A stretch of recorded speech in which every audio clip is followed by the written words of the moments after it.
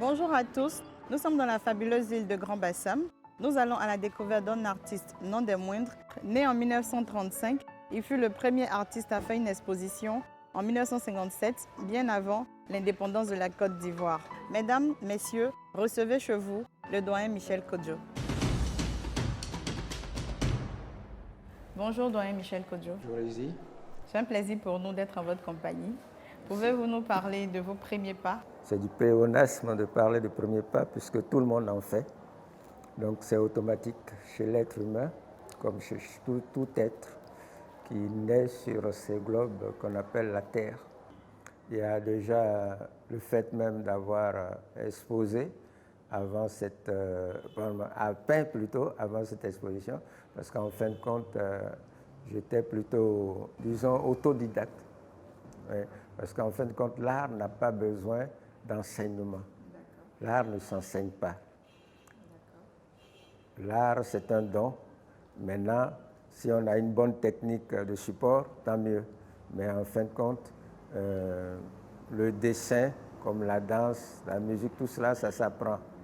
Maintenant, si tu es inspiré, que tu te sers de don que tu as, le don que tu as en plus, ça te fait quelque chose peut-être de plus élaboré.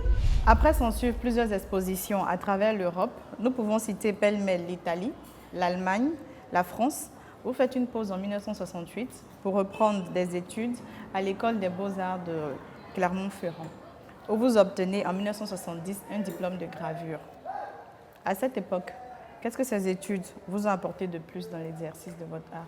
Il y a le don et puis il y a le certificat qu'il faut obtenir pour que sur la voie officielle, la fonction publique et tout, si vous cherchez à travailler, à avoir un salaire, il faut bien ce diplôme-là.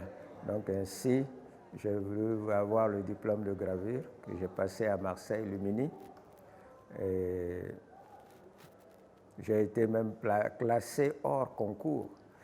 Hors concours qui a une résonance de fois pas toujours juste, parce que hors concours, ça veut dire que la personne en sait plus que ce qu'on demande. Ouais. Donc en fait, il est exempté parce qu'il n'a pas besoin de ce concours pour mériter, vous comprenez? Ouais. Et puis voilà, mais qu'est-ce que vous voulez? Ce n'est pas de tout entendement de toute façon, mais voilà un peu ce que ça veut dire. Vous reprenez les expositions à travers le monde, la France, la Côte d'Ivoire, les États-Unis. Quand quelqu'un sait faire une chose dans un pays, il y a des pays, quand ils voient la personne, ils essaient de la solliciter pour aller chez eux. Ce n'est pas pour les beaux yeux de la personne. Ce n'est pas pour me vanter. Je suis allé faire plusieurs expositions, pas suffisamment, mais à chaque fois que je suis allé à une exposition, j'ai eu la médaille d'or ou le premier prix et ceci, cela. Vous comprenez? Bon, des fois même quand je l'ai présenté, on dirait que les gens ils s'en foutent, quoi. Ils croient que c'est Kodjo, quoi. C'est Kodjo qui a le prix, mais ils ne pensent pas que c'est la Côte d'Ivoire. Vous décidez de venir créer votre atelier en Côte d'Ivoire. Quelle a été votre motivation? Le monde appartient à tout le monde, mais chacun a son pays quand même. Et quand on est dans un pays, on doit évidemment par cette voie-là avoir plus de sécurité autour de toi pour présenter ce que vous faites. Malheureusement, comme je le dis toujours, des fois ce n'est pas le cas. Ainsi, on a un peu d'amertume dans notre existence qui n'est pas toujours un frein, mais quand même bloque un peu vous voyez quoi, l'entrée. Par contre, vous avez reçu plusieurs prix internationaux, nationaux. En 2016, commandeur de l'Ordre national ivoirien et en 2017, commandeur de l'Ordre culturel ivoirien. On peut dire que je suis au bout, puisque je crois que commandeur, il n'y a plus de grade pour un individu. Mais mes grades de commandeur, comme je ne peux pas porter les deux en même temps, parce que, en tout cas, c'est quelqu'un qui m'a dit ça, je ne sais pas s'il a dit vrai ou quoi, donc je porte un, souvent je laisse l'autre. Mais ce n'est pas moi qui est important sur ces prix-là, c'est ceux qui ont pu constater, parce qu'en définitive, ils sont dans leur droite ligne, parce que quand quelqu'un fait quelque chose, comme j'essaie de le maintenir dans son pays, on doit savoir qu'il a fait la chose. Aujourd'hui, vous vivez pleinement en Côte d'Ivoire. Durant toutes ces années, vous avez vu l'évolution des arts dans ce pays. Quel est votre œil critique et quel est le message que vous pouvez donner à ces jeunes passionnés d'art? Ouais, disons que, vous savez, Dieu n'inspire pas de tout le temps l'humanité. Il nous a donné plein de prophètes, et il continue d'instruire les gens. Il n'a pas arrêté d'instruire l'humanité parce qu'il nous a fait primitifs et petit à petit, il nous a donné les connaissances qui se sont suivies jusque-là. Malheureusement, nous les Africains, quand quelqu'un reçoit quelque chose, on ne le met pas en valeur. Or, l'Occident, quand il y a quelque chose qui arrive, même des choses viles, on est tout de suite au courant dans les pôles les plus reculés. Tandis que nous, tu peux faire tout ce que tu veux, je vais répéter encore ce mot-là, c'est comme si tu mets un coup d'épée dans l'eau. Tu comprends? Donc, et il faut que nous soyons conscients de ça. Parce que si on dit qu'il y a des racistes au monde, hein, ce n'est pas par la couleur de notre peau qu'ils ne nous aiment pas, c'est parce qu'ils pensent que tout ce qu'on sait dans ce monde-là vient de chez eux. Or, c'est faux. Tout ce qu'on sait dans ce monde-là vient de partout. La culture vient des mers. Et quand ça vient de chez nous, on doit le faire répercuter, résonner, klaxonner, je ne sais pas quoi, de l'autre côté. Voilà. Et on ne le fait pas. Merci, doyen Michel Kodjo. Pas de quoi. Ce fut un plaisir d'être en votre compagnie. Nous espérons vous retrouver très bientôt. Chers téléspectateurs, les compétitions commencent aujourd'hui dans la rubrique Mon super talent artistique. Sans plus tarder, allons retrouver les candidats.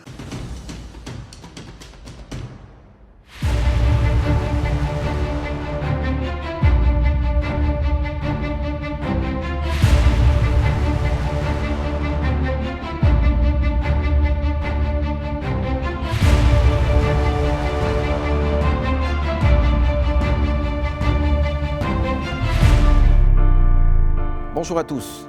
Les épreuves pratiques pour la compétition Mon super talent artistique démarrent aujourd'hui sur le thème « La cité idéale ». Nos candidats ici présents devront travailler selon leur technique de sorte à ressortir leur compréhension de ce thème de manière très esthétique sur leurs différentes toiles. Et les membres du jury, à ma gauche, devront aviser. Maître Youssoufba, c'est à vous. Aujourd'hui, le sujet c'est la cité idéale. Une cité où il fait bon vivre, une cité où les habitants se connaissent. Avec vos couleurs, vos pinceaux, sortez votre rêve pour que la toile soit harmonieuse. Je compte sur vous, que le meilleur gagne. Tout est dit à présent, chers candidats. Allez, top, c'est parti.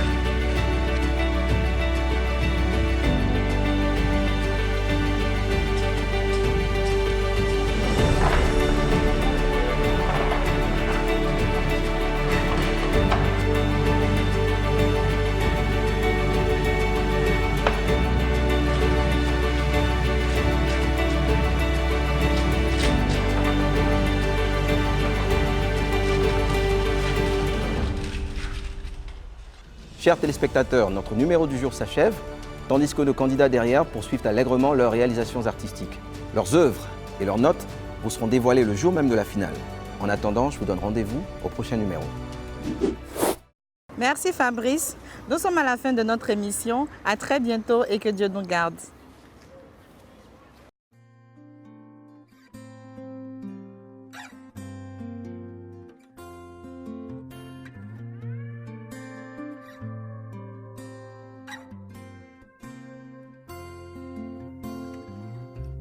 C'était hier quand Boyo jouait sur les pirogues. De l'autre côté,